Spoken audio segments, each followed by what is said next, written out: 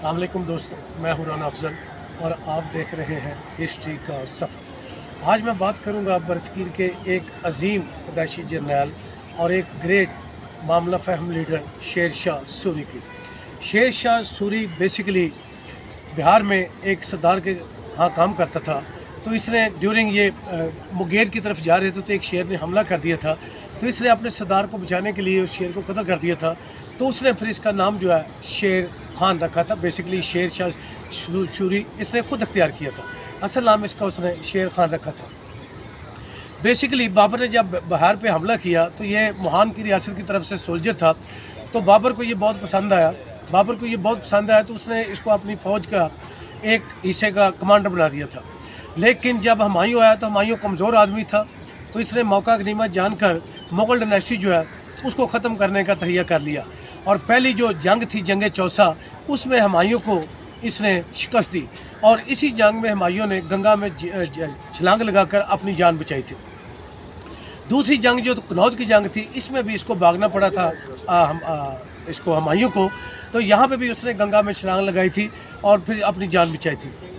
जो पहली इसने गंगा जो भागा था चौसा की जंग से, तो दरिया गंगा में जब ये गिरा तो इसको निज़ाम सक्का ने बचाया था, जिसने बाद में चमड़े के सिक्के भी चलाए थे। और दूसरी जो जंग थी कनौज में, इसमें इसको बचाया था शमस खान ने। तो लिहाजा दोनों जंगों में इसको लोगों ने बचाया। उसके बाद हुमायूं की ग्रिप टोटली कमज़ोर हुई और उसको बरसगीर छोड़कर ईरान भागना पड़ा।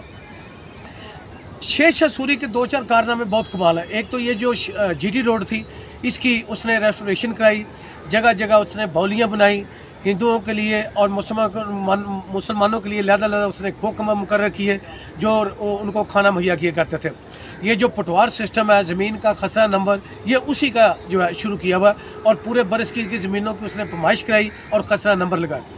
शेर शाह सूरी बेसिकली जब कलंजर के किले को फतह कर रहा था तो 3 दिन से मुहासरा जारी था। उधर से राजा कीरत सिंह बमबारी कर रहा था और इधर से ये अपनी फ़ौजों को हुक्म दे रहा था कि किले के ऊपर भरपूर बमबारी की जाए।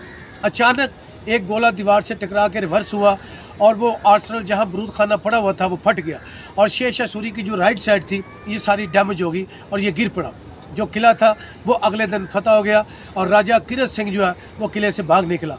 लेकिन इसके जो दामाद था ईसा खान हाजिब, उसने राजा कीरत सिंह को 300 साथियों के समात अंतरा नामी गांव था वहां से पकड़ा, फिर कलंजर किले में लाके उन सब के टुकड़े टुकड़े कर दिए थे।